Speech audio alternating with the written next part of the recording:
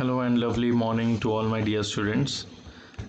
In the previous video, we discussed about the first part of this lesson. Basically, up to where we have read, the name of the lesson is Rip Van Winkle, and today we are going to continue with this lesson. Okay, so I think we were done up to this part where they were playing nine pins and the sound of the balls echoed like thunder. Okay, so let's continue with the next part now. So as Rip and his companions reached them, they stopped playing and stared at Rip with a fixed gaze. Fixed gaze means their eyes were fixed at Rip Van Winkle and their mouths were open. And Rip was really frightened. Rip जो था वो बहुत डर गया था because he had never seen such things in his life or such kind of people in his life. So his companion emptied the contents of the barrel into glasses and made Rip drink it. तो उसके companions ने क्या किया, जो barrel के अंदर content था वो ग्लासेस में डाला और रिप को क्या बोला कि उसे पी ले वो. So Rip obeyed as he was trembling with fear. तो रिप जो था वो डरा हुआ था, तो डर के मारे उसने जैसा उन्होंने बोला उन्होंने जो बोला उसको मान लिया. Since he was thirsty he drank a few more glasses. क्योंकि उसको प्यास लगी थी तो उसने और ज़्यादा ग्लासेस पी लिए. And slowly fail into a deep sleep. और धीरे धीरे वो गहरी नींद में सो गया. ऑन वेकिंग अप, जब वो उठा, he found that he was at the place where he had first met the old man. So basically he went with the old man at a particular place and he drank something that was in the barrel. But later on when he woke up, जब वो उठा तो उसने उसी जगह पर अपने आप को ढूंढा जहाँ से उसने उसकी मदद की थी, उस ओल्ड मैन की मदद की थी. That means it was on the top of the mountain. So he rubbed his eyes. उसने अपनी आइज रब करी. And it was bright sunny morning. और बहुत ही चमकदार मॉर्निंग थी. सूरज की रोशनी अंदर तक आ रही थी फॉरेस्ट में, हिल के टॉप तक. Surely I have not slept here all night. तो रिप ने क्या सोचा कि मैं ज़्यादा देर तक शायद नहीं सोया हूँगा यहाँ पर. इतनी बात सोच के ही looked around for Wolf. Wolf is the name of his dog. But he was nowhere. लेकिन उसका जो कुत्ता था वुल्फ, वो कहीं पर नहीं था. So Rip whistled for him. Rip ने उसके लिए विसल भी करी एंड आवाज़ भी किया, wolf wolf. He then shouted. और फिर उसके लिए शाउट किया wolf. No dog was to be seen. लेकिन आसपास कोई भी डॉग नहीं दिखा. Where has this dog gone. ये डॉग गया तो गया कहाँ पर. Let me tell you something here. You must be knowing, और if you don't know, the life of a dog, जो एक डॉग की लाइफ होती है, it is of around 12 to 14 years. एक डॉग की जो एंटायर लाइफ जो वो जीता है बेसिकली वो 12 to 14 ईयर्स होता है. In the same way human beings की जो बेसिकली जो लाइफ होती है that is 70 to 80 years. Of course there are many people in this world who have lived for more than 100 years in life. ऐसे भी लोग हैं जो 100 साल से ऊपर भी जिए हुए हैं. But that depends on your stamina. Okay, your workout. आपका वर्कआउट कैसा है थ्रू आउट लाइफ, कैसे आप जिए हो, कैसे एनवायरनमेंट में जिए हो. If you are living in an environment like Delhi where there is so much of pollution, definitely your life would be reduced for up to 5 years.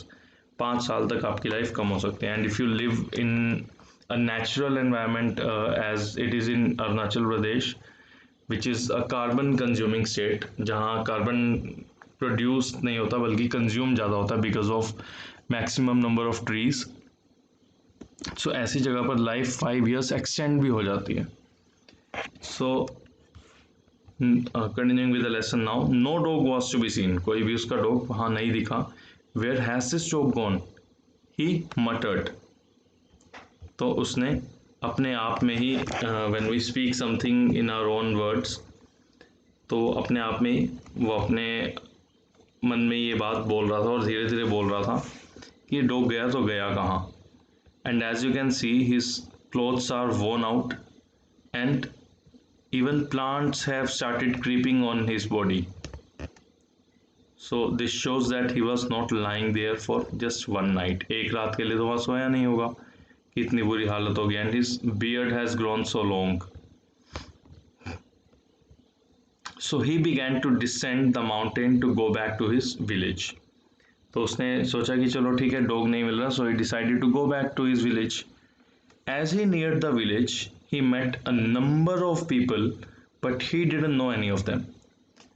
Now, in a village there are limited number of people. एक village के अंदर the strength of people is less as compared to the strength in a city. So this is what he realized, that he met a number of people but he didn't know any one of them. The villagers also stared at him equally surprised, and villagers जो थे वो भी उसकी तरफ देख रहे थे हैरान होकर कि who is this man, कि है कौन. I have never seen him before, मैंने तो इसे कभी पहले नहीं देखा. एक और बोल रहा है, look at his long white beard and his wrinkled face. इसकी लंबी दाढ़ी और इसके फेस की तरफ देखो. इतना सुनते ही रिप stroked his chin, वो हैरान हुआ और उसने अपनी चिन को हाथ लगाया. एंड टू हिज एस्टोनिशमेंट, और हैरानी हुई उसे देखकर, he found his beard has grown a foot long, कि उसकी जो दाढ़ी थी वो 1 फुट तक लंबी हो गई थी. And it was all white, और सफ़ेद दाढ़ी हो गई थी. This shows that he had grown old while sleeping there for so many years. इतने साल तक एक ही जगह पर सोए रहने की वजह से उसकी दाढ़ी इतनी बड़ी हो गई थी. And he had grown old, और वो बहुत ज़्यादा ओल्ड भी हो गया था. So an old woman walked up to him, एक बूढ़ी औरत जो थी वो उसकी तरफ बढ़ी. And looked at his face for a moment, और उसके फेस की तरफ कुछ समय के लिए देखा. देन शी एक्सक्लेम्ड, और फिर उसने एक्सक्लेम किया, it is Rip Van Winkle, कि ये कौन है, Rip Van Winkle. Welcome home again old neighbour, पुराने पड़ोसी तुम्हारा फिर से स्वागत है घर पर. Where have you been these 20 long years, तुम आखिर गए कहाँ थे इतने साल, 20 साल तक. So basically this cannot be true in real life. Real life में ऐसा होना पॉसिबल नहीं है. या one thing is possible, if due to some shock or due to some accident, if you go into a coma, then your coming back to life is unexpected, or it is not fixed कि आप कब life में वापस आओगे. You might be living at a particular place for such a long time, but even for that thing also you need to have energy. Just by sleeping for 20 years won't let you survive. Your body needs energy, and in the form of energy you need glucose or something like that, particularly, which is given to the patients in coma. So this story is not possible, but it ultimately gives a lesson that we should have a timetable for everything. And yes, helping others is good, but you should be aware of what you are doing in helping others. दूसरों की मदद करना अच्छी बात है, but अगर कोई गलत काम कर रहा हो उसके अंदर अगर आप मदद कर रहे हो, that is not a right thing that you are doing. उसमें अगर आप मदद भी कर रहे हो, then also you are doing something bad. So आपको ये चीज़, you should be aware of this thing. आपको ये चीज़ पहले ही पता होनी चाहिए, और यू शुड एक्नॉलेज इट. आपको उस चीज़ को अपने नॉलेज में ले आनी चाहिए कि ये किस पर्पस से ये काम किया जा रहा है. And only after properly judging what work has been done or what work is going to be done, you should help and go for it. Okay, तो पता होने के बाद ही आपको ये काम करना चाहिए. So this is the moral of this lesson, and with this we are done with the reading of this lesson. I hope the lesson is totally comprehended to you. आपको पूरा समझ में आ गया है.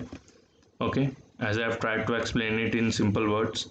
And in the next video we'll continue with the explanation part of the exercise part and the question answers of this lesson. Okay, so enjoy your day, take care and stay safe.